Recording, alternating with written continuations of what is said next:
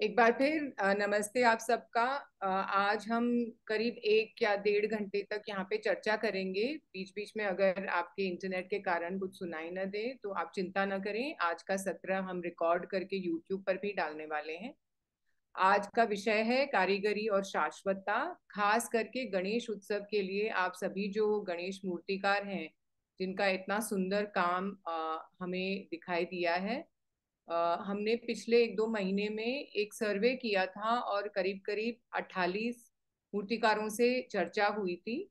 मयूरी कुंभार ने ये सर्वे किया था। तो शुरुआत में हम आपके साथ ये जो सर्वे के जो परिणाम है, रिजल्ट्स हैं, वो आपके साथ हम शेयर करने वाले हैं। मयूरी प्रेजेंट करेगी और उसके बाद में हम आपके साथ प्रश्नोत्तरी करेंगे। आपके मन में जो जो विचार हैं इस विषय को लेके, आपके लिए हमारे पास कुछ और प्रश्न भी हैं।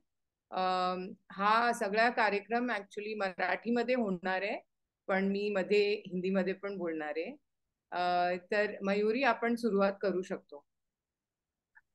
हो मॅम।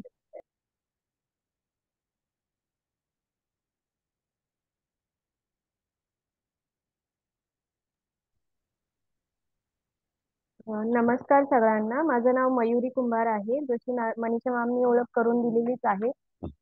मी जवळजवळ सिंधुदुर्ग मधल्या 48 मूर्तिकारांशी बोललेली आहे। सिंधुदुर्गला जाण्याचा माझा योग आला रणजित मराठे यांच्यामुळे, जे वरद फाउंडेशनचे संस्थापक आहेत, जी कुणकेरी सिंधुदुर्ग मध्ये आहे। त्यांच्याकडून माझी ओळख झाली नारायण सावंत यांच्याशी, जे सिंधुदुर्ग जिल्हा मूर्तिकार संघटनेचे अध्यक्ष आहेत। त्यांनी कसालमध्ये एक मूर्ती मूर्तिकारांसाठी रंगकाम कार्यशाळा आयोजित केली होती, तिथे मला बोलवलं गेलं होतं। तिथे माझा समोरासमोर मूर्तिकारांशी परिचय झाला। त्यानंतर मी त्यांच्याशी मोबाईलद्वारे मुलाखत घेतली। जे काही माझे प्रश्न होते त्यांनी त्याच्यावरती खूप छान प्रतिसाद दिलेला आहे आणि या सर्वेक्षणातून माझ्या समोर जे काही मुद्दे आलेले आहेत मी ते तुमच्या समोर मांडणार आहे।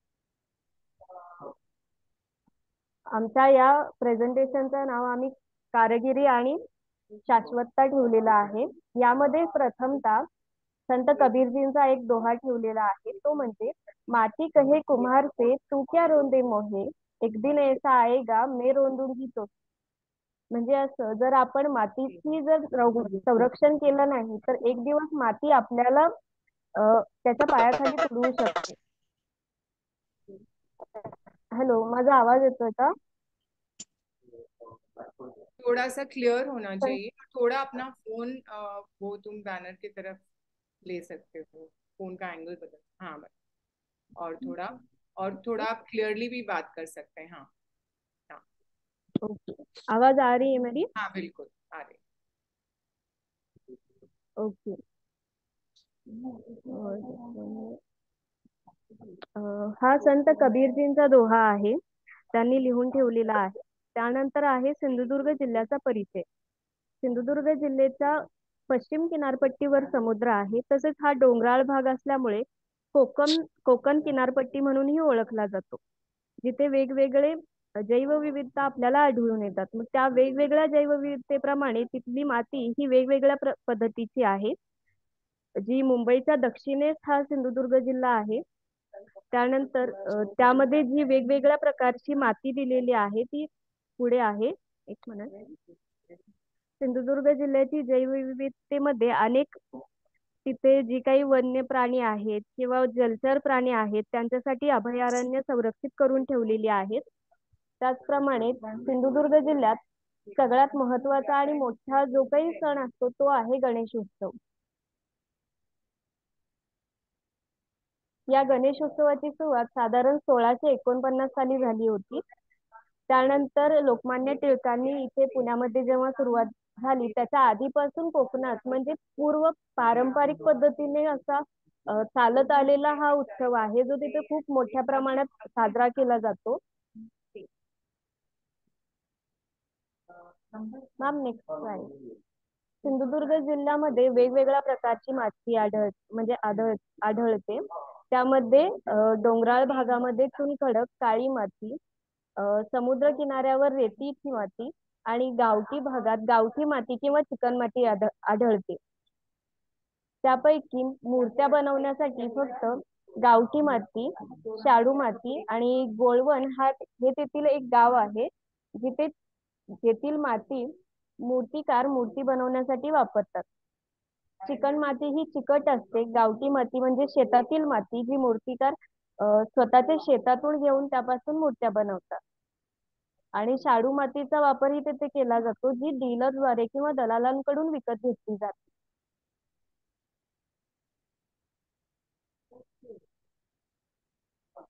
हा समोर दिलेला जो फोटो आहे ते सिंधुदुर्ग मधील कारागीर किंवा मूर्तिकार आहेत, जे वेगवेगळ्या ठिकाणाहून कसालमध्ये आलेले होते. त्यांचाच मी सर्वे केलेला आहे.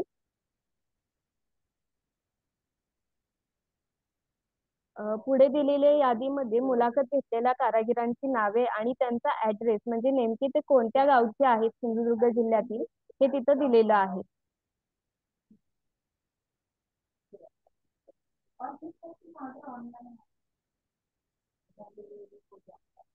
पहिला प्रश्न आम्ही विचारला होता की ते मूर्तिकार किती वर्षापासून कारागिरी करतात किंवा मूर्ती बनवतात. त्यामध्ये आम्हाला असं आढळून आलं की जास्तीत जास्त मूर्तिकार हे 10 वर्ष ते 40 वर्षापासून काम करत आहेत आणि हे मूर्तिकार पारंपरिक मूर्तिकार आहेत. म्हणजे त्यांचे पूर्वज हे काम करत होते आणि तीच परंपरा ते आता पुढे नेत आहेत.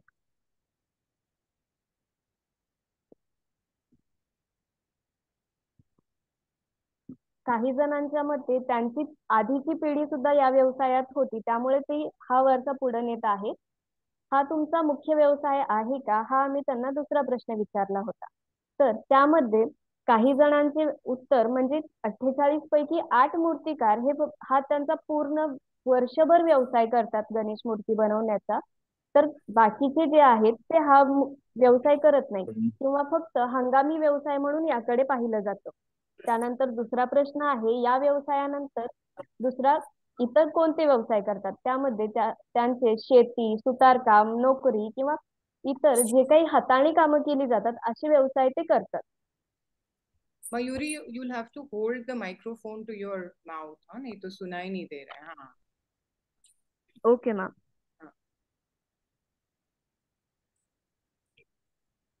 चौथा प्रश्न असा होता की तुमच्या कुटुंबात आणखी कोणी या व्यवसायात आहे का. तर जवळजवळ 40 मूर्तिकारांचे कुटुंब या व्यवसायात सामील आहे, जे छोटे छोटे मूर्तिकार असू शकतात किंवा मोठे मूर्तिकारही असू शकतात. त्यामध्ये त्यांचे कुटुंब त्यांना साथ देत आहे. आणि जे काही मोठे मूर्तिकार आहेत ते मजुरांना कामासाठी घेतात. त्यामध्ये विशेषतः महिला कामगारांचाही समावेश आहे. त्यानंतर गणेश हंगामात या उपक्रमात तुम्ही किती कमाई करता. सरासरी आम्ही उत्पन्न जे काढले ते 1 लाख ते 5 लाखाच्या दरम्यान आहे. जे छोटे मूर्तिकार आहेत, ठराविक मूर्ती बनवतात किंवा ठराविक ग्राहकांसाठी मूर्त्या बनवतात, त्यांचे उत्पन्न 1 लाखांच्या आत आहे. तर जे वर्षभर हा व्यवसाय करतात त्यांचे उत्पन्न 5 लाखाच्या पुढे देखील आहे. मूर्तींसाठी कच्चा माल तुम्ही मूर्ती कोणत्या साहित्यापासून बनवता. तर सिंधुदुर्ग जिल्ह्यामध्ये जे काही उपलब्ध सामग्री आहे त्यातून म्हणजे शाडू माती, गावठी माती आणि चिकन मातीचा उपयोग करून मूर्त्या बनवल्या जातात. तसेच सिंधुदुर्ग मधील मूर्तिकार हे वेगवेगळ्या प्रयोग देखील करत आहेत, ज्यामध्ये गोमय, लगद्यापासून गणपती बनवणे आणि कोकोपीट पासून मूर्त्या बनवणे यांचा सुद्धा प्रयोग तिथे चालू आहे. त्यासोबत हे साहित्य त्यांनी का निवडले, तर पर्यावरणाची उपलब्धता, ग्राहकांची मागणी आणि परंपरा हे असे महत्वाचे मुद्दे तिथे समोर आले.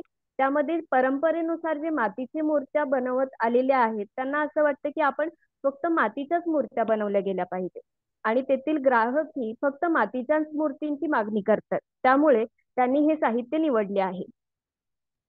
मयूरी, तुम थोड़ा धीरे से भी बोल सकते हो, बहुत जल्दी जा रहा है. हाँ. हाँ. Okay ma'am. मूर्तींसाठी कच्चा माल कुठून मिळतो. जास्तीत जास्त कच्चा माल हा दलालांकडून किंवा डीलरकडून विकत घेतला जातो. तर काही कच्चा माल शेतातील माती याचा सुद्धा वापर करतात.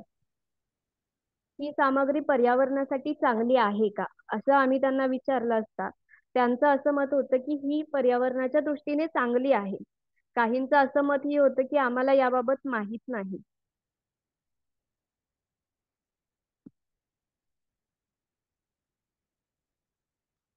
आम्ही त्यावर त्यांना विचारलं की तुम्हाला असं का वाटतं. तर जवळपास सर्वजणांचं उत्तर असं होतं की माती जी आहे ती पाण्यामध्ये विरघळते, त्यामुळे पर्यावरणास ती हानिकारक नाही. आणि पीओपीच्या ज्या काही मूर्ती आहेत त्या पाण्यामध्ये विरघळत नाहीत, त्यामुळे त्या पर्यावरणास हानिकारक ठरू शकतात. गणेश मूर्ती कशी बनवता हा प्रश्न आम्ही विचारला. त्यांनी बोलले की आम्ही जास्ती करून गणेश मूर्ती या हातानेच बनवतो. त्यामध्ये थोडाफार साच्याचा वापरही केला जातो, परंतु साच्याच्या मूर्ती बनवताना देखील हाताचा वापर करतात.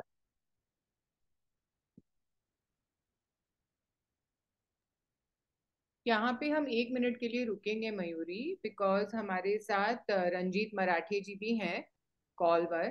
ओके. और रंजीत जी, मैं आपसे विनंती करूंगी कि अगर आपको कहीं पे भी ऐसा लगता है कि आपके दूसरे अलग विचार हैं या कहीं पे हमारी गलत फहमी हुई है, तो प्लीज आप भी आपके इनपुट्स दे सकते हैं यहाँ पे। ओके मैम, मैं बाद में देता हूँ। पहले मैं सुनता हूँ जो बोल रहे हैं मैडम ना, वो सुनता हूँ और बाद में मैं आपको बोलता हूँ जी जी। जो भी है वो। Okay, thank you. ठीक है ना? आवाज आ रही है ना मेरी? हाँ हाँ, आ रही है बिल्कुल। हाँ. हेलो। हाँ, आ ओके रही ओके, ठीक है मैडम। ओके,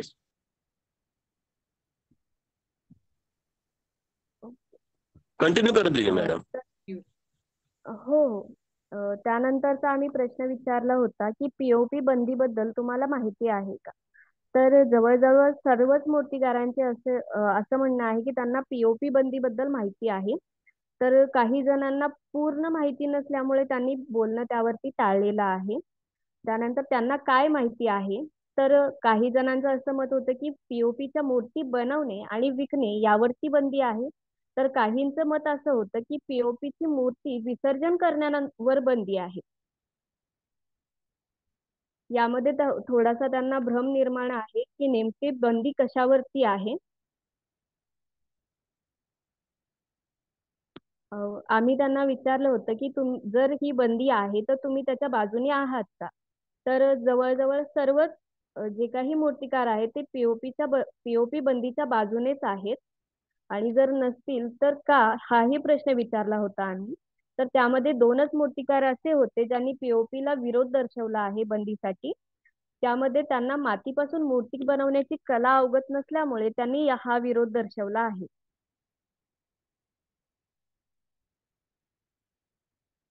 पीओपी बंदीचा कोणत्याही प्रकारे परिणाम झाला आहे का. तर मातीच्या मूर्ती वाढण्यामध्ये हा एक चांगला परिणाम झाला आहे असं आमच्या समोर आलेलं आहे. त्याप्रमाणेच काही ठिकाणी याचा काहीच परिणाम झाला नाही, कारण ते आधीपासूनच मातीच्याच मूर्ती बनवत होते. तर अजून एक मुद्दा समोर आला की मातीच्या मूर्तीच्या मागणीमुळे, जास्त मागणीमुळे काही ठिकाणी मातीचा तुटवडा देखील निर्माण झालेला आहे. त्यानंतरचा प्रश्न असा होता, पीओपीचे पर्यावरणावर काय परिणाम होतात हे तुम्हाला माहित आहे का. तर सर्वांनाच पीओपी वरचे पर्यावरणावर काय परिणाम होतात हे माहित आहे.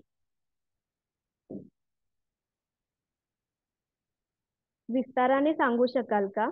तर सिंधुदुर्ग मधील मूर्तिकारांना पीओपीचे पर्यावरणावरती काय परिणाम होतात हे माहिती आहे. त्यामध्ये त्यांच्या मते पीओपी पाण्यात विरघळत नाही, त्यामुळे ती जलीय जीवनासाठी हानिकारक ठरू शकते असे त्यांना वाटते. मूर्तिकार कोणत्या प्रकारचे पेंट किंवा रंग वापरतात असाही आम्ही प्रश्न केला होता. त्यामध्ये त्यांच्यात फक्त वॉटर बेस्ड कलर वापरले जातात, कोणीही ऑइल पेंट वापरत नाही, तसेच कोणीही नैसर्गिक रंगाचाही देखील वापर करत नाही. फक्त एक व्यक्ती जी आहे ही पावडर कलर याचा वापर करते. हे पेंट पर्यावरणाला हानी पोहोचवतील असं तुम्हाला वाटते का. तर मूर्तिकारांचे उत्तर असे होते, हे रंग पर्यावरणपूरक आहेत, कारण हे ज्या कंपनीचे रंग ते वापरतात त्या कंपनीने त्यांना असे आश्वासन दिले होते की हे रंग पर्यावरणपूरक आहे. तर काही मूर्तिकारांना असं वाटत होतं की या रंगांमध्ये देखील केमिकल मिक्स केलेले असावेत, ज्यामुळे ते पर्यावरणाला हानी पोहोचवत असतील.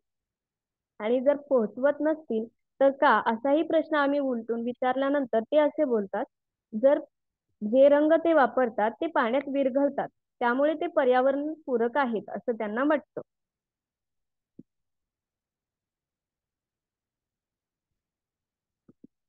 तुमच्याकडे गणेश मूर्तींचे विसर्जन कुठे केले जाते असा आम्ही प्रश्न विचारला. सगळ्यात जास्त उत्तर असं होतं नदीमध्ये सगळ्यात जास्त विसर्जन केलं जातं. त्यासोबतच ओहोळ, विहिरीमध्ये सुद्धा विसर्जन केलं जातं. तथापि एक मुद्दा असा समोर आला की कृत्रिम विसर्जन कुंडामध्ये कुठेही विसर्जन केलेले जात नाही.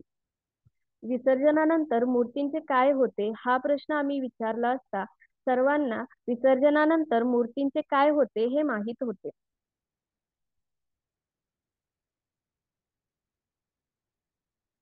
या संबंधात आम्ही विस्ताराने अधिक माहितीसाठी तुम्ही विस्ताराने सांगू शकाल का हा प्रश्न विचारला. त्यामध्ये त्यांचं उत्तर असं होतं की विसर्जनानंतर मातीची मूर्ती विरघळते किंवा जास्त अधिक पाण्याच्या प्रभावामुळे ती वाहून जाते, तर पीओपीच्या मूर्ती विरघळत नाहीत. तुम्ही गणेश मूर्ती इतर ठिकाणी निर्यात करता का? बहुतेक मूर्तिकार हे मर्यादित क्षेत्रासाठीच गणेश मूर्ती बनवतात किंवा ठराविक ग्राहकांसाठीच मूर्त्या बनवतात. जास्ती करून मूर्तिकार हे निर्यात करत नाहीत. 48 पैकी 8च मूर्तिकार हे गणेश मूर्तींची निर्यात करतात.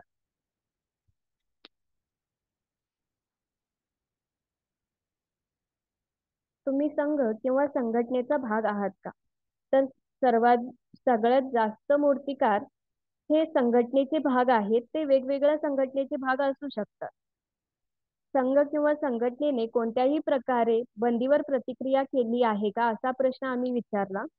त्यामध्ये सर्वांच्या मते संघटनेने पीओपी बंदीवरती प्रतिक्रिया केली आहे असे त्यांचे मत होते.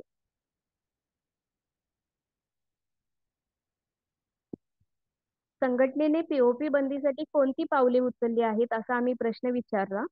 मूर्तिकारांच्या ज्ञानानुसार पीओपीच्या पूर्णतः बंदीसाठी संघटना प्रयत्नशील आहेत, तर वेगवेगळी प्रशिक्षणे, कार्यशाळा तसेच इको फ्रेंडली गणेश मूर्त्यांसाठी स्पर्धा घेतल्या जातात असे त्यांचे मत आले.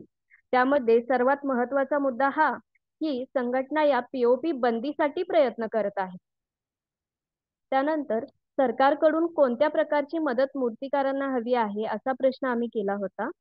मूर्तिकारांना सरकारकडून पीओपी पूर्णतः बंदी व्हावी ही मदत हवी आहे. त्यासोबतच आर्थिक मदत, कच्च्या मालासाठी सहकार्य आणि जसं शिल्पकार किंवा कलाकार यांना विशिष्ट श्रेणी दिली जाते तशी श्रेणी मूर्तिकार यांना सुद्धा मिळावी असं त्यांचं मत आहे. त्यासोबतच ठराविक वयानंतर पेन्शन योजना लागू करावी अशी त्यांची अपेक्षा आहे.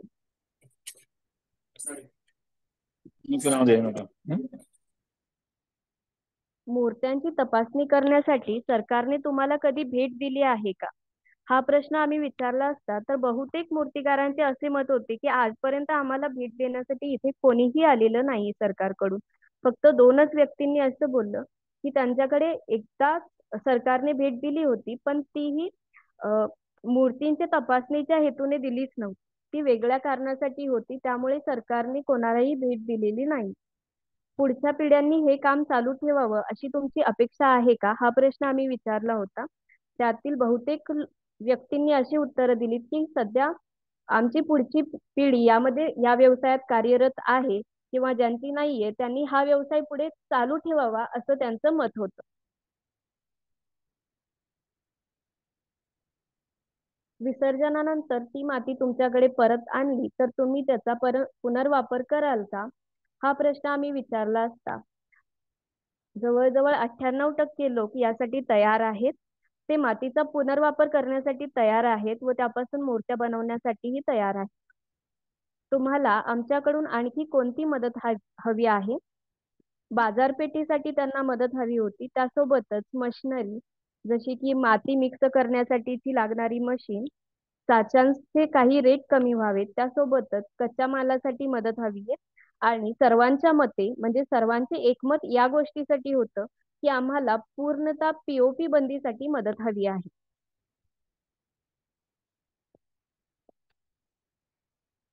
धन्यवाद. काही चुकले असेल अथवा कोणता घटक राहिला असल्यास कळवा आणि आमच्यासोबत संपर्कात राहा. थँक्यू.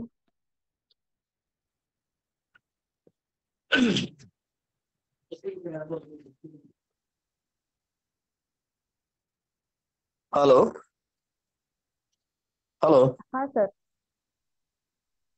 बोला. किती लोक जॉईन झालेले आहेत आपल्या मीटिंगला? ऑलमोस्ट 21 लोक आहेत तिथे, त्याच्यामध्ये आम्ही 3 आहेत, म्हणजे ओके असतील. हा. ओके. प्रत्येकाशी म्हणजे प्रत्येकाचं काय मत असेल तर जाणून घेऊया ना आपण, म्हणजे त्या लोकांना काय अपेक्षित आहे. ऑलरेडी आपण आता बरचसं सांगितलेलं आहे. थँक्स. म्हणजे मी असं म्हणेन की माझं वरद फाउंडेशन पण तुम्ही जॉईन करून घेतलेलं आहे या चांगल्या ह्याच्यासाठी, कार्यासाठी. So thanks. आणि मला वाटतं इतर जे लोक आहेत, जे मूर्तिकार आहेत, आपण तर नेहमी बोलतच असतो, आपल्या ऍक्टिव्हिटी संदर्भात आपण बऱ्याच चर्चा करतो. पण इतर जे काय कारागीर आहेत, मूर्तिकार आहेत, तर त्यांच्याकडनं अगोदर मतं जाणून घेऊया, त्यांना काय वाटतं ते. आणि मग आपण त्याच्यावर थोडी चर्चा करूया, जेणेकरून त्यांचे काही प्रश्न असेल तर आपल्याला समजतील. हॅलो. हा, कुणाला काही सांगायचं असेल तर तुमचं फोन तुम्ही अनम्यूट करून तुम्ही बोलू शकता, किंवा फक्त अनम्यूट करून बोला. मॅम, सगळ्यांनी इंट्रोडक्शन दिलं तर बरं होईल. कोण कुठून चालेल. जॉईन झालेला आहे आपल्याला कळेल. हो, स्वतःचा परिचय करू शकता आणि तुम्ही कुठे आहात ते पण सांगू शकता.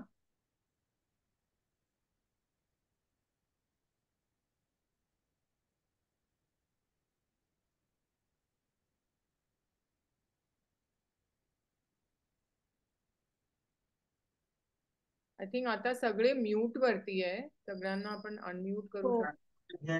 हॅलो. सिंधुदुर्गातले जे कारागीर असेल त्याने प्लीज जरा बोला. हॅलो.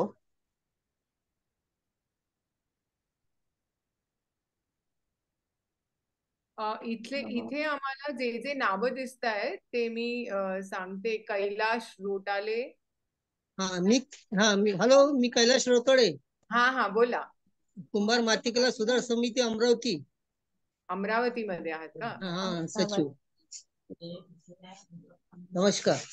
नमस्कार. तुम्ही मातीचे मूर्त्या बनवतात? हा, मातीची मूर्ती आहे, चालूच आहे. अच्छा. आणि तुमचं हे ह्या पीओपीच्या बॅन वरती, त्या विषयावरती काय मत असेल? माझं म्हणजे मॅडम, आता 8 ते 10 वर्षापासून आमची लढाई चालू आहे पीओपी मूर्तीचे बंदी. मी तर म्हणा पुढे जात आम्ही मातीच्याच मूर्त्या करतो, आम्ही कधी पीओपीच्या मूर्त्या केल्याच नाही. तुमच्या इथे अमरावतीमध्ये पीओपी सुरूच आहे का? हा, अमरावतीमध्ये सुरूच आहे पीओपी. म्हणजे 60% पीओपी आहे, 40% माती आहे, असं म्हणायला काही हरकत नाही. अच्छा, 40%च माती आहे. हा, आणि मग हे मातीचे मूर्त्या त्याला जास्त करायला, पुढे वाढवायला काय करू शकतो तिथे? तिथं प्रॉब्लेम हा आहे की आता फक्त हे घरोघरीच करतात. त्यांना म्हणजे कारखानदारीसारखं कारखाना नाही, म्हणजे अशी जागा नाही आहे. म्हणजे तर महानगरपालिके जागाचा प्रॉब्लेम आहे मेनली. महानगरपालिकेने समजा ई क्लास झाले असे त्यांच्या अंडरमध्ये जे जागा आहेत रिकाम्या, जशा भूखंड वगैरे, हे जर उपलब्ध करून दिले तर तिथं कुमार समाज मोठ्या प्रमाणात काम करू शकते. तुमची इथे माती कुठनं येते? कोणती माती आ- वापरतात तुम्ही? आम्ही लाल माती, मी लाल माती वापरतात, तर ते कुठनं आणतायत? हे नागपूरवरून येते. सावनेर नागपूर. म्हणून गाव, सावरगाव म्हणून गाव आहे. ओके, नागपूर पासून सावरगाव एक गाव आहे, त्या गावातून. ठीक आहे. नरेश चव्हाणांनी हात वर केलाय, तुम्ही हा. बोलू शकता नरेशजी, अनम्यूट करून.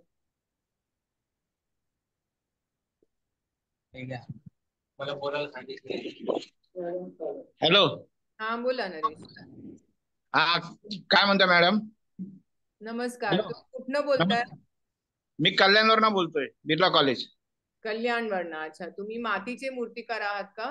हो, मातीचेच बनवतोय. अच्छा, किती वर्ष झाले तुम्हाला हे करताना? मी आता वयाच्या 8व्यापासून, म्हणजे आता माझं वय 67 आहे. अच्छा. म्हणजे 8व्यापासून मी काम करतोय.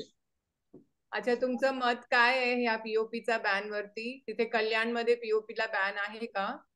हो नाही आहे, पण तिथे आम्ही करतोय प्रयत्न सगळा. आमची मूर्तिकार सेवा संस्था आहे कल्याणमध्ये. अच्छा. आम्ही करतोय, पण ते तेवढं सकारात्मक अजून काही हे करत नाही. कल्याण डोंबिवली महानगरपालिका पण त्याच्यामध्ये काही इंटरेस्टिंग मध्ये सहकार्य नाही करत आहे. आम्ही त्यांच्याशी भरपूर हे करतोय. आलं लक्षात का? आणि इथे पीओपी भरपूर आलेत. आता आम्ही जर मातीचा करतो, त्यामुळे खरोखर चांगले जे कलाकार आहेत त्याच्यावरती ते एकदम हे येते ना, त्या मातीच्या मूर्त्या पीओपीच्या मूर्त्यांमुळे. कारण शेवटी कला आहे ना. आता हा पीओपी बँड हा बिझनेस झालाय तयार, असं झालं ते. मग तुमच्या असं आहे. इथे कल्याणमध्ये विसर्जन कुठे होतो? हे विसर्जन आता हे लोक आता गेल्या वर्षापासून प्रायव्हेट असे हे करायला लागलेत, म्हणजे तलाव, म्हणजे कुण टँक कृत्रिम तलाव. इमर्शन टँक, कृत्रिम तलाव सारखे. हो. याच्या अगोदर डोंगरीपाडा तलाव आणि 5-6 तलावामध्ये करायचे. पण गेल्या वर्षीपासून त्यांनी प्रायव्हेट थोडे थोडे तलाव केलेत, म्हणजे असे टँक, आणि त्याच्यामध्ये ते करतात आहेत. तुम्ही कोणती माती वापरता तरीची? साडू माती, साडू माती. कुठनं आणतात ते? हे इथे कल्याणमध्ये यावेळी कल्याण महानगरपालिकेने आम्हाला फुकट दिलेली आहे. किती पण दिली ह्याची तुम्हाला फुकट? मला 10 गोणी दिल्या प्रत्येक मूर्तिकारा. सरासरी 60 मूर्तिकाराने घेतल्या त्या माती. अच्छा, म्हणजे 10 गोणीमध्ये किती, म्हणजे 1 टन असेल का? नाही, एका किलो मध्ये सरासरी 400 किलो असेल एका गोणीमध्ये. म्हणजे 400 किलो मिळाले तुम्हाला? 400 किलो मिळाली. अच्छा. हे, सिंधुदुर्ग मधले कोणी मूर्तिकार असेल का कॉलवरती? हे जे आम्ही आज प्रेझेंट केलंय ते खास करून सिंधुदुर्ग सर्वे आहे, पण आम्ही अशीच सर्वे पुणे आणि पेण त्या मूर्तिकारांसोबत पण केलेली होती. ते पण आम्ही दुसऱ्या कॉलवरती तुमच्याशी शेअर करू शकता. कारण जे शहरातला भाग आहे तिथले मूर्तिकारांचे चॅलेंजेस वेगळे असतात, आणि सिंधुदुर्ग मध्ये गावातले जे मूर्तिकार आहे त्यांचं थोडस, त्यांच्या मत पण वेगळं आहे आणि त्यांचे प्रॉब्लेम्स पण वेगळे आहे. तर हे आता कल्याण आणि अमरावती मधनं पण आलेत लोक, पण मधले जे असतील त्यांच्याशी पण आम्हाला ऐकायचं होतं. हॅलो. हा, नमस्कार. तुमचा परिचय करा, कारण तुमचं नाव दिसत नाहीये. कुणाकुणाचं फोनचं नाव दिसतोय.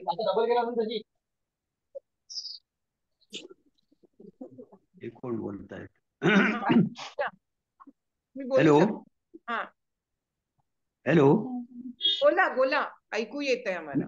मी सिंधुदुर्गातून बोलतोय. हा, बोला ना. हा, तर आमच्याकडे पीओपी बराचसा येतोय बाहेरून. बाहेरून येतो का? हो, पेण पनवेल वरून.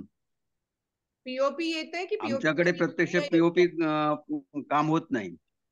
अच्छा, म्हणजे ते पीओपीचे मूर्त्या बाहेरून तुमच्याकडे येत आहेत? हा, मूर्त्या बाहेरून आमच्याकडे येतात. आणि त्याच्यासाठी बाजारमध्ये डिमांड आहे का? नाही, ते घरोघरी इकडे कोकणात असं आहे की गावागावात हे शाळा आहेत गणपतीच्या, आणि त्या ठिकाणी गावात सुद्धा प्रत्येक गावामध्ये 2-4 शाळा मूर्त्या करणारे असतात, मूर्तिकार असतात. अच्छा म्हणजे ज्याप्रमाणे ऑर्डर असते त्याप्रमाणे मूर्त्या घडवल्या जातात. अच्छा, म्हणजे एक एक वेगवेगळे, कारण तुमची जी मूर्ती, मी खूप सारे फोटोज तुम्ही पाठवले होते वेगवेगळे मूर्तिकारांनी, तर मोठी आहेत, म्हणजे 2 फुटापेक्षा पण मोठी मूर्ती आम्ही बघितली. तर तुम्ही एक एक, म्हणजे हो, आहे ना. जे करतायत ते मोठी पण करू शकता का? हो, 6-7 फुटापर्यंत करू शकतो ना. 6-7 फुटापर्यंत? मग हो हो. त्याचं विसर्जन कसं होतं? विसर्जन हे तलावामध्ये किंवा हे आमच्याकडे ओढे असतात. मग गणपती विसर्जनासाठी तलाव आहेत. इतक्या मोठ्या मूर्ती ते नदी कडे घेऊन जायला ते मग त्रास होत नाही का? ते रस्ते आवडीसाठी करतात ना, हौसेनं. जास्त माणसं लागतात नेण्यासाठी. अच्छा. आणखीन आम्ही आता सध्या इकडे जे आम्ही मुद्दे ठेवले हॅलो. होते त्याच्यावरती तुमचं मत आहे का, की वेगळे विचार असतील तरी सांगू शकतात? काय झालंय की प्रदूषण नियंत्रण मंडळाने जे आवाहन केलेलं आहे त्याप्रमाणे कुठल्याही कलेक्टर ऑफिस मधून कार्यवाही होत नाही जिल्हा अधिकाऱ्यांकडून. आम्ही आज 5-6 वर्ष सातत्याने त्यांच्याशी संपर्क साधतोय करतोय, परंतु त्यांची हालचाल काहीच दिसत नाही. म्हणजे साधं एखादं म्हणजे आवाहन तरी कलेक्टरनी करायला पाहिजे अशी आमची अपेक्षा होती, पण ती सुद्धा होत नाही. अच्छा, तुम्ही कोणत्या हॅलो. गावात आहे? तुमचा परिचय झाला का?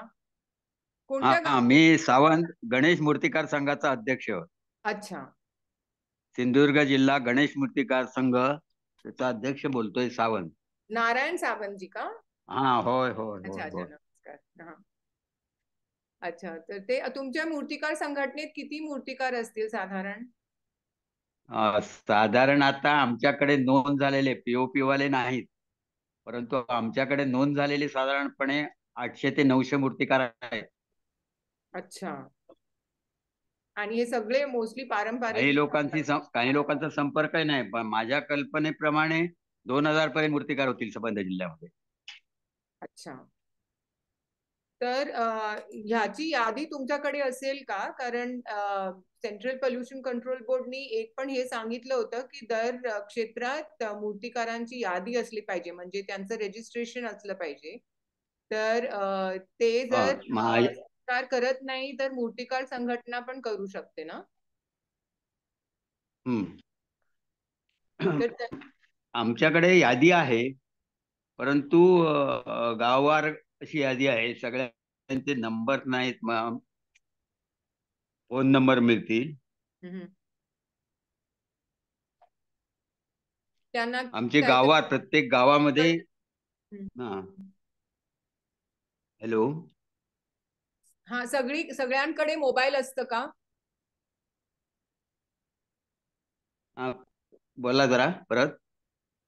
सगळ्यांकडे तिथे मोबाईल असतं हॅलो. का? नेटवर्क असतं का? मूर्तिकारांकडे हो.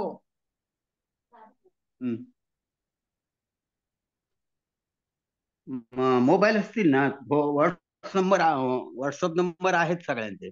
सगळ्यांचे आहेत, ठीक. आता तुमच्या इथे कोणकोणती माती वापरली जाती, तुम्ही एकदा सांगू शकता का सावंतजी? हा, सांगतो ना. आमच्याकडे आता कोकोपीठाचे सुद्धा गणपती बनवले जातात. हो, कोकोपीठ. कोकोपीठचे एकनाथ राणेजी जे बनवतात मालवण मध्ये, ते पण आहेत कॉल वरती मला वाटतंय. हा हा हा, ते मालवणचे राणे आहेत. हो, मालवणचे राणे ते आले होते. त्यानंतर लगद्याचे बनवतात, पेपरचे पुठ्ठा लगदा. हो. हा, त्यानंतर गोमय बनवतात. गोमय पण बनवतात. हो, आणि काळी माती जी आमच्या डोंगरामध्ये मिळते किंवा शेतात मिळते, तिचा उपयोग केला जातो. साधारणपणे मालवण, कुडाळ, वेंगुर्ला तालुका आणि सावंतवाडी तालुका, दोडामार्ग तालुका या ठिकाणी ही माती वापरली जाते, गावात मिळणारी माती.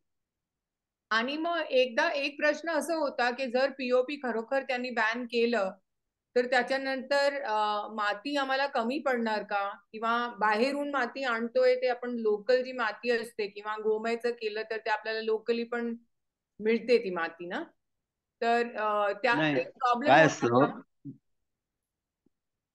प्रॉब्लेम होणार नाही. म्हणजे मूर्तिकारांना जर अशा मातीच्या मूर्तिकारांना काम मिळत असेल तर ते संबंध वर्षभर सुद्धा काम करू शकतात. पेपरचं हे आहे ना, लगद्याचं काम वर्षभर करू शकतात. हे काही आमच्याकडे कारागीर आहेत की ते वर्षभर काम करतायत आणि ते बाहेर गणपती पण पाठवतात मूर्त्या. अच्छा, मुंबई सारख्या ठिकाणी. एकनाथ कारण उन्हाळ्यात हे लगद्याचे करता येतात ना. आता तुम्हाला हे मार्केटमध्ये हे जे नवीन नवीन मटेरियल वापरतायत त्याचा प्रतिसाद कसा मिळाला? घेतायत का लोक? जास्त म्हणजे पेपरचाच जास्त उपयोग लोक येतात, हलका वाटतो म्हणून पेपर म्हणजे लगद्याचा पेपर लगद्याच उपयोग जास्त लोक करतात, त्याच्याकडे ओढा आहे. हम्म. पण आता मूर्तिकारांना जर हॅलो. ही नवीन मटेरियल्स वापरायचं असेल तर त्यांना ट्रेनिंगची गरज असेल ना, त्यांना ट्रेनिंग द्यायला लागणार आहे. ट्रेनिंग आम्ही आता याचा आम्ही सराव आम्ही लगद्याचं गोमय हे प्रशिक्षण दिलेलं आहे. ज्यांना आवश्यक असेल अशी माणसं येऊन घेतात. ठीक आहे. आम्ही आमच्या संस्थेतर्फे ते ट्रेनिंग देण्याचं हे केलं, गोमयचं केलं, लगद्याचं केलं. अच्छा. पण आता एक मला विचारायचं होतं सावंतजी, की हे जे मूर्तिकार संघटना आहे, इथे पुणे आणि पेणचे मूर्तिकार संघटनाचे प्रमुखची जेव्हा मी बोलली तर त्या लोकांना इथे जे पीओपीचे मूर्तिकार आहे ते पण त्यांच्या संघटनेत असतात. तर त्यांना असं वाटतं की कोणताही एक मटेरियल वरती त्यांनी जर बंदी घातली आणि ते सपोर्ट केलं तर ते मूर्तिकारची संघटना म्हणजे जे मूर्तिकार पीओपी मध्ये काम करतायत मग संघटनेत राहणार नाही किंवा त्यांना असं वाटणार की संघटना आमचे प्रॉब्लेम्स बघत नाहीये. म्हणून मूर्तिकार संघटने पण सगळे मूर्तिकार संघटने पीओपीच्या बाजूला म्हणजे त्या पीओपीच्या बंदीच्या बाजूला आहे तसं नाहीये. सिंधुदुर्ग मध्ये इतकी कला आहे आणि पारंपरिक मूर्तिकार जास्त आहे तिथे म्हणून मातीचं ते पुढावा करतायत. आता हे आम्हाला हॅलो. हा बोला बोला, ऐकू येतंय. पीओपी करणारे जे आहेत हे लोकांनी मागितले तरी काही ठिकाणी दिले जात नाही मातीच्या मूर्त्या, कारण त्यांनी स्टॉक केलेला असतो आपल्याकडे. साधारणपणे एप्रिल मे मध्ये हे मूर्त्या सगळ्या हे जे पीओपी विकणारे लोक आहेत ते घेऊन येतात. त्यामुळे ते मातीची म्हटली तर आमच्याकडे नाही, मातीचे मागणारे लोक आहेत परंतु त्यांच्याकडून मिळत नाही. मग याच्यामध्ये विक्रीकर जे असतात त्यांना पण सोबत घेऊन जायला लागेल ना, कारण मूर्तिकार बनवतायत पण ते विक्री होत नाही त्यांची. तर तुमचं आता मत काय आहे, म्हणजे हे याला कसं आपण पुढे घेऊन जाऊ शकतो? आमच्याकडची समस्या अशी आहे की आमच्याकडे असा कारखाना की मी मूर्त्या करून ठेवलेल्या आहेत म्हणजे बाजारात विकायला ठेवल्या आहेत, गिराईक येणार आणि घेऊन जाणार असा प्रकार नसतो.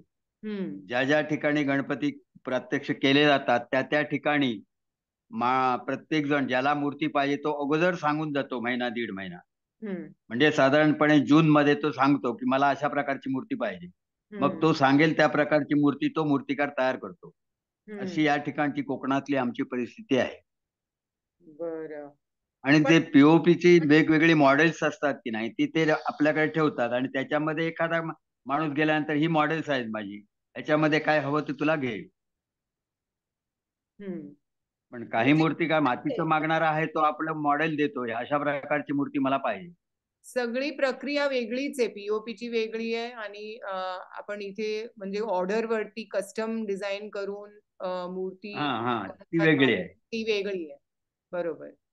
आणि मग हे जे कस्टम मूर्तीचे ऑर्डर्स तुम्ही कधीपासून सुरू करतात, म्हणजे जानेवारी फेब्रुवारी पासून सुरू करतात किंवा कारण ते बनवताना पण त्यांना मातीच्या मूर्त्या तयार करण्यासाठी साधारण जून मध्ये सुरुवात होते ऑर्डर यायला. पण ते तुम्ही मग जून मध्ये तर 2-3 महिन्यात किती करू शकणार? काय काही ठिकाणी अशाही शाळा आहेत की ते 300 पर्यंत 300-350 पर्यंत मूर्त्या मातीच्या करू शकतात. अच्छा. कारण त्यांच्याकडे कारागीर तसे त्यांच्याकडे असतं, कामगार असतात ते. सावंतवाडीला अशी एक शाळा मूर्तिकाराची शाळा आहे की तो 300 गणपती तयार करतो. जून मध्ये त्यांनी सुरुवात केली आहे. आज त्याच्याकडे साधारणपणे 250 पर्यंत मूर्त्या तयार आहेत. तयार म्हणजे चालू आहे काम. आणि ऑर्डर अगोदर दिली तर मातीच्या मूर्ती कोकणातून मिळू शकतात, परंतु ऑर्डर अगोदर द्यायला पाहिजे. हो. आणि जर हे पावसामुळे पण तुम्हाला खूप त्रास होत असेल ना, आता खूप जास्त पाऊस आला तर मग ते 2-3 महिन्यात किती करू शकणार, कारण ते सुकणार पण नाही. नाही, होतात तसे. तसं काय मोठा प्रॉब्लेम येत नाही पावसामुळे अच्छा मातीच्या मूर्त्यांना. अच्छा फक्त पावसामुळे लगद्याच्या मूर्त्या असतात की नाही, त्या करायला जमत नाही पाऊस जास्त पडला. अच्छा पण मातीच्या पूर्ण मूर्त्यांना काही प्रॉब्लेम नाही. ठीक. मयुरीनी जे जे सांगितलं त्याच्यामध्ये तुम्हाला काही खोटं दिसलं का, की किंवा गलतफहमी तिथे असेल का, की बरोबरच होतं सगळं? कोणी तुम्ही सांगितलेलं? हो, मयुरीनी जे आता सगळे मुद्दे ठेवले होते ना, ते म्हणजे त्याची सॉरी, काय गैरसमज. झालं माहितीये, त्यांचे कोण कोण मयुरी बोलत नाहीये. नाही, मी मनीषा बोलतेय, मयुरी पण हॅलो. आहे. मयुरी बोल. हा हा. मयुरींशी मी पुष्कळ बोललो आहे या बाबतीत. आणि अच्छा आता काय झालंय, आम्हाला रेंज नसल्यामुळे मला वेळेवर जॉईन होता आलं नाही. त्यामुळे तुम्ही काय बोललात ते मला नेमकं कळलेलं नाही. ठीक आहे. ठीक आहे, मग आम्ही तुमच्या संपर्कात राहून अजून तुमच्याशी बोलून अजून मुद्दे घेतो, कारण हे जे होय, तुम्ही मयुरी मॅडमनी माझ्याशी बऱ्याच वेळा बोललेल्या आहेत त्या. बोललेले. ठीक आहे. होय होय. या आलं. बऱ्याचशा मुद्द्यावर. हा. ठीक आहे. ठीक आहे, थँक्यू सावंतजी. कारण तो कसालला जो आम्ही क्रॅम्प घेतला होता तो मीच अरेंज केलेला होता. अच्छा अच्छा. ते बरं त्यामुळे झालं तुम्ही आम्हाला त्यांचा आमचा आमंत्रण दिला, आम्ही येऊ शकलो तिथे. हा, तुम्ही येऊ शकला नाही त्यावेळी. मी नाही, पण मयुरी आली होती. हो. होय होय. हा. अच्छा, आज इथे एकनाथ राणे पण आहेत. राणेजी, तुम्ही मालवण मध्ये कोकोपीटचे मूर्तीचा प्रयत्न करताय, तर थोडस बोलू शकता का त्याविषयी?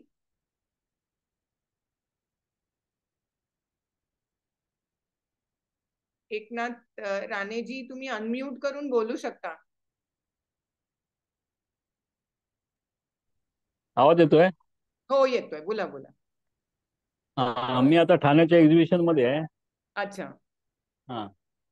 तर थोडं बोला, आता तुम्ही काय प्रश्न विचारा, मग मी बोलतो नाही, तुमच्यावर. तुम्ही सगळ्यांची शेअर करा ना, तुम्ही हे कसाला म्हणजे कसं केलं ते, कसं विचार आला आणि मध्ये मध्ये खूप काय म्हणजे मला प्रॉब्लेम, कनेक्ट होत नाहीये मध्ये मध्ये मी. कोकोपीट मध्ये हॅलो काय प्रॉब्लेम्स येत आहेत हॅलो ते. मनीषा मॅडम. जी जी. हॅलो, माझं म्हणणं एवढं होतं की राधा राणे आपल्या बरोबरच आहेत ठाण्यामध्ये आता एक्झिबिशन साठी. अच्छा. हा, तर विषय आपला असा होता की जो पर्याय जो आपल्याकडे आहे वेगवेगळ्या मटेरियल मध्ये आपण गणपती करतोय. पहिले लाल माती आणि शेणाच्या मूर्त्या ज्या आपल्या कोकणामध्ये होत आहेत, त्यानंतर पुठ्ठ्यापासून बनवलेले पुठ्ठा आणि शाडू माती आणि गोंद हम्म.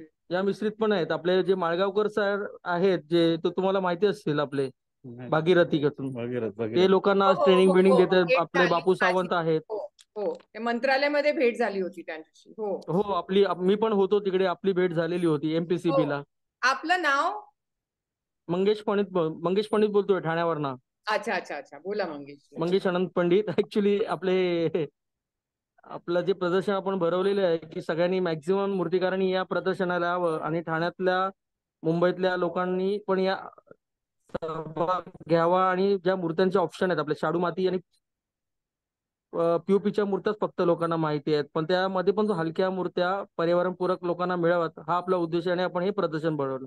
ॲज अ मेन बेस आहे आपले रोहित जोशी साहेब हो आणि पर्यावरण संघटना, मूर्तिकार संघटना हो पारंपरिक या, आणि हे आपल्या मॅडम तुमच्या परवा येऊन गेलेल्या आहेत. हो, क्षमाताई आहेत आपल्या इथे, पण कॉल वरती पण आहेत क्षमाताई. ओके आणि ओके हा. ओके.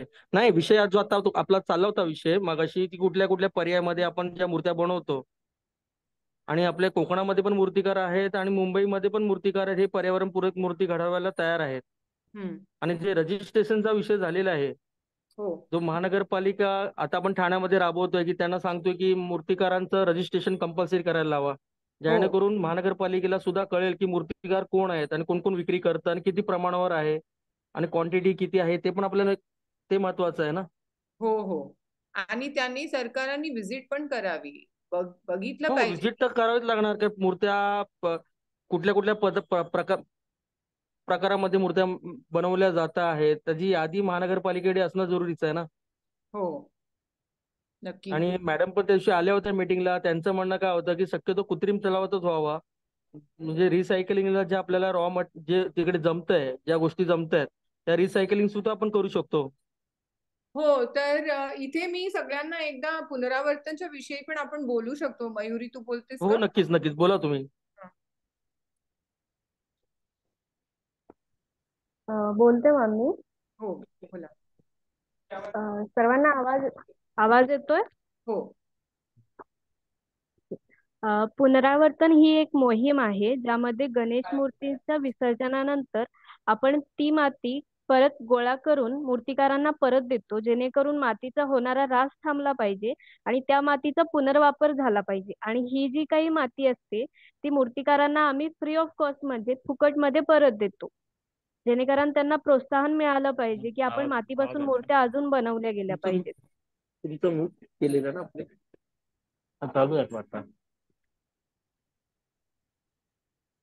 तर हे जे पुनर्वापरचा मुद्दा आहे ते आम्ही ह्याच्यासाठी ते सुरू केलं होतं, कारण जेव्हा पीओपीचा बॅन 2020 मध्ये जे सीपीसीबीचा बॅन आला होता, तेव्हा आम्हाला वाटलं की जर सगळीकडे माती तर्फे ते सगळे लोक जर जातील तर माती पण कमी पडणार आहे. कारण इथे पुणे आणि पेण मध्ये जी माती येते ती गुजरात वरनं येते, म्हणजे इथली लोकल माती आम्ही वापरत नाहीये.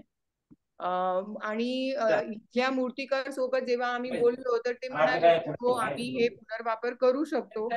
म्हणून ते 1-2 वर्ष प्रयोग करून आम्ही असं इथे पुण्यामध्ये लोकांना सांगितलं की तुम्ही घरगुती विसर्जन करून आम्हाला ती माती परत द्या, आम्ही मूर्तिकारांना परत देतो. आणि इतका छान प्रतिसाद मिळाला आम्हाला लोकांकडनं की आता 2 वर्ष झाले, दरवर्षी आम्ही 2000 किलोच्या पुढे संकलन करून मूर्तिकारांना परत देऊ शकलो. एक मूर्तिकाराला 5 ते 7 टन शाडू माती आम्ही परत दिली आहे. आणि ते जर बघितलं तर 7 टन मधनं ते 2000 मूर्ती आपण साधारण करू शकतो. आणि ते एक मूर्ती जर 200 किंवा 300 रुपयाला पण विकली तर ऑलमोस्ट 5 ते 6 लाखाचे इन्कम त्यांना होऊ शकतं. तर हे खूप छान इथे पुण्यामध्ये पुनरावर्तनचं आम्ही सगळं ते उपक्रम केलंय. आणि ह्याच्यामध्ये आता जे दुसरे मटेरियल्स आहे तर सगळीकडे म्हणजे पुनर्वापर असलं झालं पाहिजे असं आमचं मत होतं. पण त्याच्यामध्ये रिसायकल करणारे ते मूर्तिकारच असणार आहे. तर त्यांच्या सोबत हे काम करावं, कारण ते रिसायकल करायला वेळ जातो किंवा त्यांची मेहनत जाते त्याच्यात. तर तुमच्या सोबत हे जे पुनर्वापरचं जे काम आहे ते कसं होऊ शकतं आणि वेगवेगळे जर आता नवीन मटेरियल्स घेतले तर कोकोपीटचं पण पुनर्वापर होऊ शकणार का? किंवा गोबरचं पण, आता गोबर आणि लाल माती, आता लाल मातीला पण आमचं एक असं विचार होतो की लाल माती जेव्हा आपण म्हणजे ते शेतातली माती घेतो तर ते शेतातली माती शेतीसाठीच बरी असते, तर ते घेऊन आपल्याला मूर्ती करायची का असं आपण ते आम्हाला एक प्रश्न होतो आमच्या मनात की शाडू माती आता बाहेरून आणतो किंवा शेतातली माती, जर शेतातली माती वापरली तर ते शेतीमध्ये परत तिथेच जायला पाहिजे की नाही, असं आमचं एक प्रश्न होतो तुमच्यासाठी. तर तुमचं मत काय असेल त्याच्याविषयी तुम्ही बोलू शकता.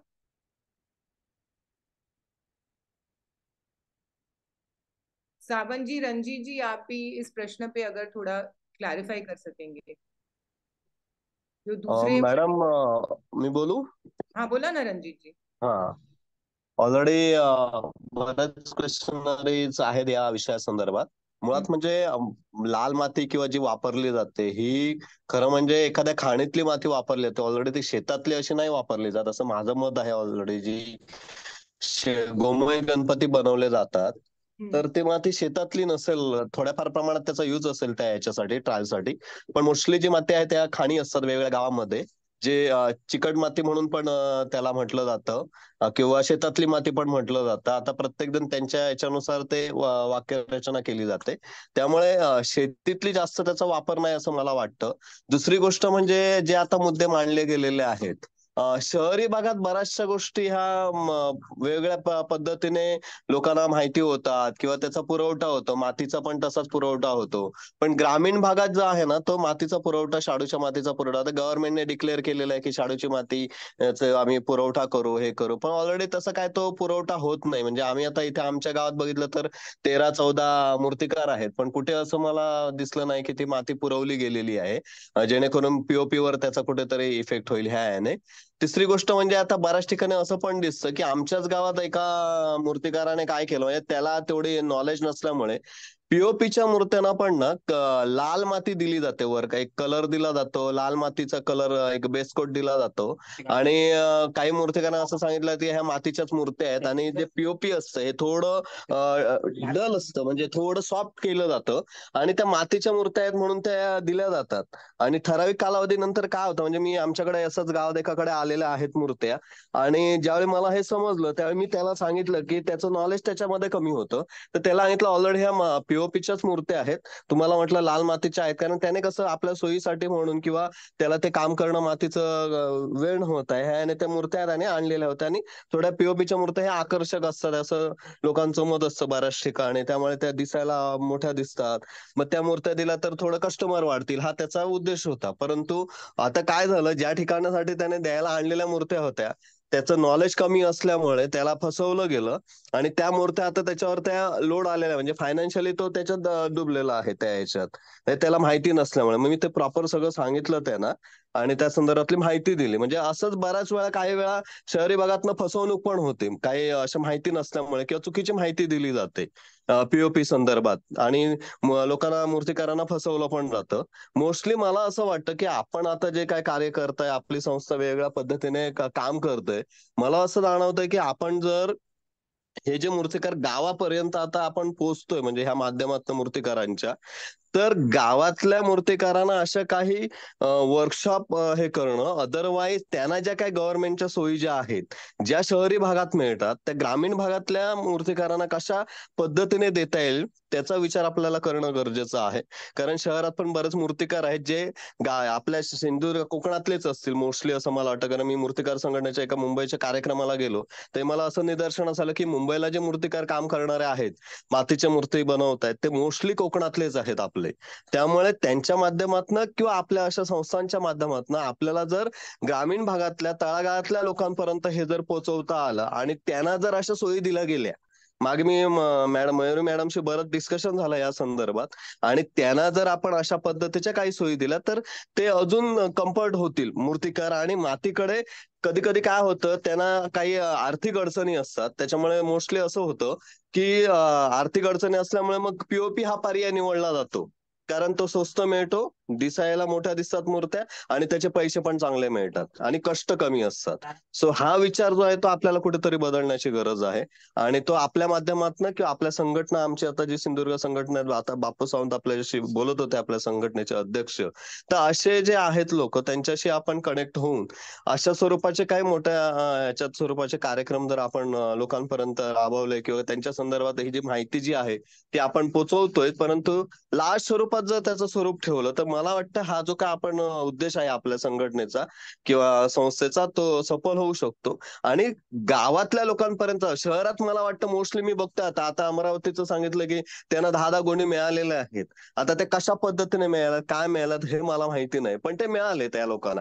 मी काय म्हणतो, मूर्तिकारांचं एक हे असतं की त्यांना जे काय गव्हर्नमेंटचं स्कीम आहे त्याच्यातनं ठराविक जरी काय 10% जरी त्यांना मिळालं तरी त्यांना मोठं वाटतं ते, कारण ते त्यांना अवेलेबलच होत नाही कधी, परंतु ते त्या ह्याच्यातनं जर अवेलेबल झालं तर तो एक प्लस पॉईंट होऊ शकतो. दुसरं म्हणजे आता जर बघितलं तर तुम्ही जो आता रिसायकलचा आपण विचार करतोय मातीचा, तर ग्रामीण म्हणजे कोकणातल्या भागात तर मोस्टली नाले, ओळ वगैरे हे जे असतात, नद्या वगैरे असतात, ह्याच्यातच मातीचं विसर्जन केलं जातं. आता हे जर आपल्याला बदलायचं असेल तर त्याला खूप वेळ लागू शकतो, कारण प्रत्येकाची हे कन्सेप्ट वेगवेगळी ह्या संदर्भातली. त्यामुळे ते जर बदलायचं असेल तर त्याला खूप विचार करून किंवा ते जर पोहोचवायचं असेल तर ते प्रॉपर त्यांच्यापर्यंत पोहोचून आपल्याला ते करणं गरजेचं आहे. दुसरं म्हणजे काही कलर आपण म्हणतोय केमिकलचे वगैरे आहेत किंवा कलर अवेलेबल होत नाहीत. आता मी सांगतो तुम्हाला, मी एक चौकुळ म्हणून गाव आहे आंबोली साईडला, तिथे जवळपास, आवाज येतोय ना मॅडम? हो हो, येतोय, बोला हा, ना.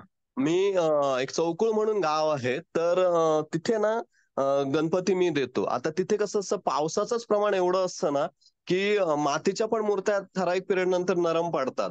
मग त्याला काय पर्याय करू शकतो? तर आता त्याला एक असा पर्यायच असा आहे, की कुठेतरी लॅकरचं थोडं प्रमाण द्यावंच लागतं. नाहीतर ते कलर डल पडतात किंवा त्याला मॉइश्चर येतं. कारण डिंक वगैरे हे जर असेल आणि पावसाचं जर प्रमाण जास्त असेल, तर तिथे त्या जागेमध्ये तिथे जे गणपती ठेवतात ते ते पूर्ण खाली जमीन ओली झालेली असते आणि मॉइश्चरचं प्रमाण जास्त असतं तिथे.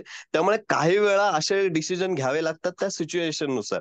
त्यामुळे जरी म्हटलं आपण काही बदल करायचे, तर कुठेतरी 10% हा पण विचार करावा लागतो बदल करताना. कारण कस्टमर आपण सोडू शकत नाही. म्हणजे उद्या जर मी म्हटलं मी ते करायचं नाही, तर उद्या ते गणपती दुसरीकडे वळू शकतात. असं पण होतं. म्हणजे प्रत्येकाचा हा कुठेतरी एक वीक पॉईंट असतो आणि त्या वीक पॉईंटच्या ह्याच्यावरच ते लोक मग विचार करतात, की अरे उद्या माझे 10 गणपती आले तर माझं नुकसान होईल. मग कुठेतरी गरजेनुसार त्या लोकांना मूर्त्या आपल्याला अवेलेबल करून द्याव्या लागतात किंवा तशा पद्धतीने काही गोष्टी करायला. म्हणजे माझ्या मनात एखादी गोष्ट नसेल करायची, पण एखादा कस्टमर असा असतो की नाही मला तेच पाहिजे, त्याचं मत परिवर्तन कसं करायचं हे खरं मूर्तिकाराचं स्किल असतं. परंतु शेवटी कसं आहे, तेवढं स्किल असणं, त्याला ते समजावून सांगणं, एवढा वेळ कशासाठी वाया घालतं. त्यापेक्षा चला बाबा कस्टमर आपला न जाऊ नये याच्यासाठी मग ते काय करतात, ठीक आहे बाबा तुला जर ही गरज आहे तर मी तुझी ती पुरवतो. मग हे जे विचार आहेत किंवा ह्या ज्या काही गोष्टी आहेत, हे आपल्याला कुठंतरी ह्या सगळ्या याच्यातनं बदलणं गरजेचं आहे असं मला वाटतं. हे माझे मतं आहेत. मतं मांडायला येईल तर बरीच माझी मतं आहेत ह्या संदर्भातली. परंतु मी आता तुमच्या संस्थेशी जोडलेलो आहे. माझे पण प्रयत्न हेच राहतील, की ह्या माध्यमातून मला माझ्या संस्थेमार्फत म्हणा की आमची जी संघटना आहे, जे अध्यक्ष वगैरे आहेत त्यांना सांगून वगैरे आपण अशा काही ऍक्टिव्हिटी राबवून त्यांच्या मार्फत जास्तीत जास्त ते जास्त ह्या रिलेटेड काम करू शकतात. कारण मूर्तिकार संघटनेमध्ये जॉईन झालेली लोक भरपूर आहेत आणि ते जर एकत्र आले तर जास्तीत जास्त लोकांपर्यंत आपण पोहोचू शकतो. सो आपण ह्याच्यासाठी स्पेशली कधीतरी एक वेगळी आपण हे करूया, मीटिंग ठेवूया. कारण काय आलंय आता, तसं बघितलं तर चतुर्थीला 1 महिना आहे, सगळ्यांची लगबग आहे गणपती बनवण्याची. त्याच्यामुळे मी सांगतो आता जे जॉईन झालेले आहेत 20, उद्या जर हे चतुर्थी नंतर एक सर्टन टाइमला आपण दिवाळी पहिला असं काही ठेवलं, तर मला वाटतं ह्याच ग्रुपमध्ये तुमचे 300-400 लोक जॉईन होऊ शकतात. कारण वेळ देणं शक्य नाही असं मला वाटतं. त्यामुळे कमी लोक जॉईन झालेले आहेत. त्यामुळे हो. हा जर असा आपल्याला उपक्रम राबवायचा असेल तर नेक्स्ट टाइम आपण एक सर्टन टायमिंग ठरवून, अशा काही संघटना आहेत त्यांच्याशी बोलून आपण तो टायमिंग ठरवूया. So thanks. आणि हे माझं ठराविक जी मतं होती ती मांडलेली आहे. हो. अं, अजून कुणाला बोलायचंय त्यांचा हात आहे, बोला ना. हा, येलो टी शर्ट. हा, बोला. अनम्यूट करा. अनम्यूट करायला लागेल. त्याच्या आधी 1-2 मुद्दे मला ठेवायचे होते रणजितजी. जे तुम्ही म्हणत होते ना की पीओपी आणि क्ले मधला जो फेर आहे लोकांना अजून समजून येत नाही, कारण सगळ्यांचे पेंटिंग एकसारखे असतात किंवा लोक मिक्स पण करतायत. तर त्याच्यासाठी महाराष्ट्र गव्हर्नमेंटनी गेल्या वर्षी सांगितलं होतं की त्याच्यावर आयडेंटिफाय करायला पाहिजे की पीओपीची कोणती, आणि जे विक्रीकर आहे ना त्यांना सांगितलं होतं की तुम्हाला क्लिअरली म्हणायला पाहिजे की हे पीओपीची आणि हे क्लेची आहे. तर ते पण अजून सुरू झालं नाहीये. आणखीन इथे पर्यावरण विषयमध्ये नदीमध्ये किंवा ओढ्यामध्ये जेव्हा आपण विसर्जन करतो ना, तर जिथे चिखल माती असते किंवा बाहेरून आलेली माती असते तर ती त्या नदीचा खालती जाऊन साठून बसते, तर त्याच्यामुळे पण वेगवेगळे पर्यावरणीय प्रॉब्लेम असू शकतात. म्हणून इथे शहरात क्लेला पण आता लोक म्हणतात की तुम्ही विसर्जन नदीत नका करू, तुम्ही क्ले घेऊन घरगुतीच विसर्जन करा. तर हे 2 मुद्दे माझ्या मनात आले होते, तर ते मी ठेवले. आता तुम्ही बोलू शकता सर. मॅडम मी सांगू का, गव्हर्नमेंट हा जो प्रकार आहे ना, मुळात आधी सांगू का, गव्हर्नमेंट आपल्या सोयीनुसार सगळ्या गोष्टी करत असतं. म्हणजे मी गेल्या वर्षीचा एक अनुभव घेतलेला आहे. गेल्या वर्षी असं झालं की पीओपी वर बंदी ठेवली. ओके. किती सर्टन टायमिंग डिक्लेअर केली बंदी, आणि चतुर्थीला हार्डली 1-1.5 महिना असताना ती बंदी उठवली गेली. आता जर काय बंदी केलेली आहे गव्हर्नमेंटने, तर परत उठवायचं कारण काय, हा एक मला प्रश्न आहे. आणि ह्याच्यासाठी नेमकं कशा पद्धतीने सामोरं जायचं हा पण आहे. कारण काय असतं, हे जर करायचं झालं तर तेवढा वेळ, पैसा किंवा तिथपर्यंत पोहोचणं आणि ती ताकद मला वाटतं मूर्तिकारांची नसते, जे मातीच्या मूर्त्या करतात त्यांची. कारण त्याच्यात बरेच उलटसुलट काही गोष्टी आहेत आणि ते न बोललेलं योग्य असं मला वाटतं. पण जर का एखाद्या गोष्टीवर बंदी आणलेली असेल तर ती बंदी का उठवावी? जर गव्हर्नमेंट म्हणतंय पीओपी तुम्ही वापरू नका, पीओपी हे करू नका, पर्यावरणाला हानिकारक आहे, आणि त्याच्यावर बंदी उठवून जर परत ते जर तेच होत असेल तर त्या बंदीला अर्थ काय? मग बंदी लावायचीच कशाला? हा एक माझा प्रश्न पडतो मला नेहमी. कारण दरवर्षी हे असंच चालू असतं, मोस्टली बघतोय मी असंच चालू असतं. मातीच्या मूर्त्या बनवता हायकोर्टापर्यंत सगळं आता चालू आहे, सगळी प्रोसेस चालू होते. मग त्या प्रोसेसला किंवा ते जे गोष्टी आहेत त्याला सपोर्ट गव्हर्नमेंट का करत नाही? हा एक प्रश्न पडतो. म्हणजे दाखवायला म्हणून काही गोष्टी केल्या जातात, तात्पुरत्या स्वरूपाच्या असतात, आणि नंतर ते दोन्हीकडनं, कारण काय गव्हर्नमेंट आहे आपला मतांचा विचार करतं. स्पष्ट सांगायचं तर माझं मत आहे, म्हणजे त्यांना ते मतांसाठी ते उद्या मातीच्या मूर्तीने मूर्तिकारांना पण दुखवायचं नाही आणि पीओपीच्या पण मूर्तिकारांना दुखवायचं नाही, कारण त्याच्यात त्यांचाच अर्थ असतो. जर ह्या गोष्टी आपल्याला कुठेतरी बंद करता आल्या किंवा ह्याच्यावर काय सोल्युशन काढता आलं तर मला वाटतं खूप ते मोठा रोल ठरेल आपल्या संस्थेचा म्हणा किंवा आपल्या मूर्तिकारांचा. कारण हे जोपर्यंत, म्हणजे आपण म्हणायचं की दारू बंद करा, दारू पिऊ नका, ते शरीराला घातक आहे, आणि परत त्याचं प्रोडक्शन आपणच करायचं, मग ते कारखानेच का बंद करू नये?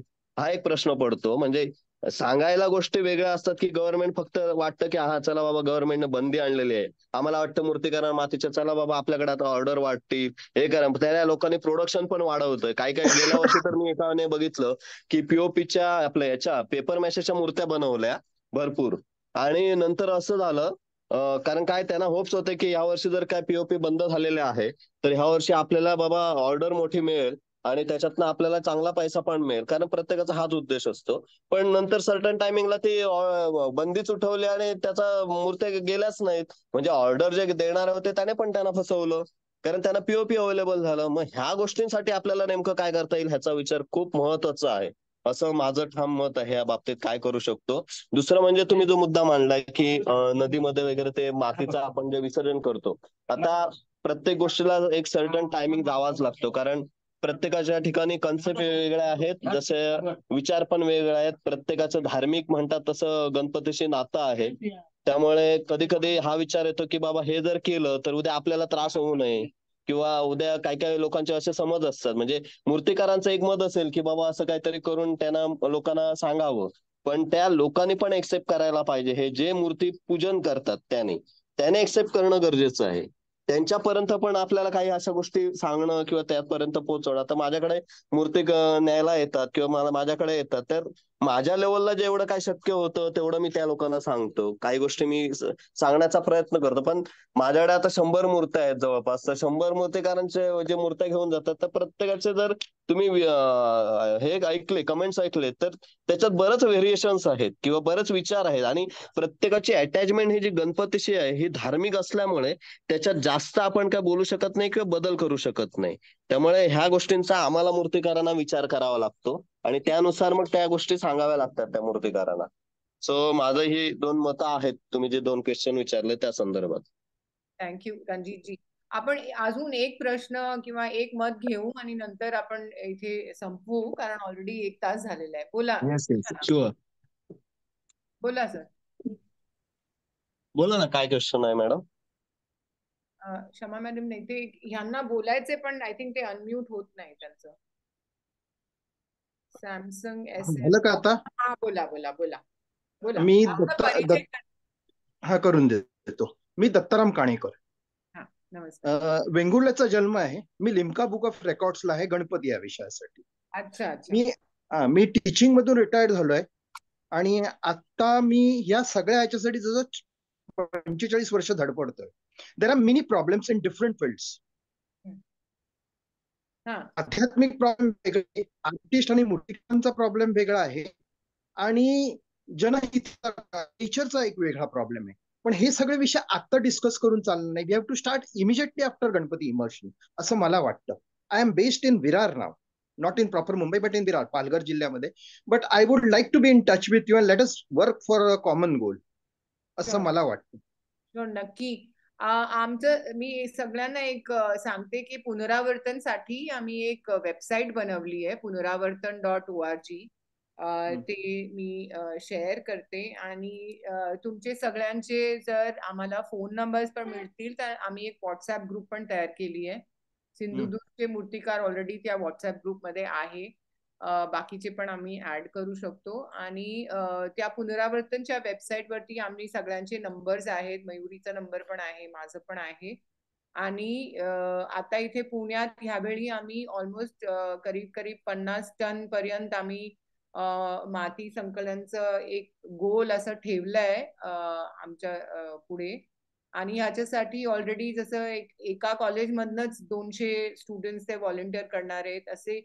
ते तुम्ही जे म्हणत होते ना की सगळे लोकांचं मत ते बदलणं, म्हणजे सोसायटीचे सगळे जे स्टेक होल्डर्स आहे ते भक्त असू दे किंवा मानाचे गणपती सोबत बोलतोय आम्ही, गणेश मंडळांसोबत बोलतोय, इथे मेट्रो सुरू झाली आहे त्यांच्यासोबत, पण सगळ्यांना एकत्र घेऊन सोबत आम्ही हे कसं करू शकतो ते आमचा प्रयत्न आहे. गेल्या 4 वर्ष झाले, हा 5वा वर्ष आहे. तर तुम्ही सगळे आता आज ह्या सत्रामध्ये जॉईन झाले. तर मला माहित आहे की मूर्तिकारांना आता खूप टेन्शन पण असेल, वेळ नाहीये जास्त, तरी तुम्ही आले, तुमचा खूप खूप आभार. आणि नक्की आम्ही कॉन्टॅक्ट मध्ये राहू सगळ्यांसोबत. आणि पुढे जाऊन हा गणपतीचा जो उत्सव आहे, गणेश उत्सव, ते कम्प्लिटली झिरो वेस्ट, म्हणजे गणेश उत्सवच्या मुळे निसर्गाला काहीही हानी होणार नाही असं आम्ही कसं करू शकतो ते सगळं सोबत मिळून आपण बघू. इतकं सांगून मी आता संपवते. मयुरी, थँक्यू व्हेरी मच तुझा प्रेझेंटेशन आणि सर्वेसाठी. आणि बाकींना पण खूप खूप आभार. नमस्कार. Madam, I would like to have your number, phone yes, number. we'll just give it to you on that. Ma'am, मी चॅट मध्ये टाकलेला आहे माझा नंबर आणि त्यावरती व्हॉट्सअप मेसेज करावा म्हणून. बोलून टाकेन का नंबर? ओके. 80 80 100 100 47 47 340. 340. ते मयुरीचं can you repeat once? Yes yes. परत एकदा. 80 हो 80 100 47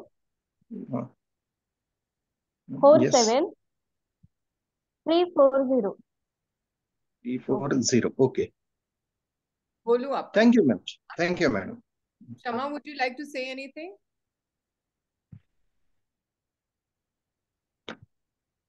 क्षमा ताई होते ते ठाण्याच्या एक्झिबिशन मध्ये पण होतात ते. हो हो. परवा मी ठाणे म्युनिसिपल कॉर्पोरेशनने आयोजित केलेल्या पर्यावरणपूरक गणेश उत्सव इथे बऱ्याच मूर्तिकारांची माझी भेट झाली. तशीच रोहित जोशी यांच्याशी पण भेट झाली. आणि तशीच ठाणे म्युनिसिपल कॉर्पोरेशनच्या ज्या पोल्युशन कंट्रोल ऑफिसर होत्या, मनीषा प्रधान मॅडम, तर त्या पण आल्या होत्या.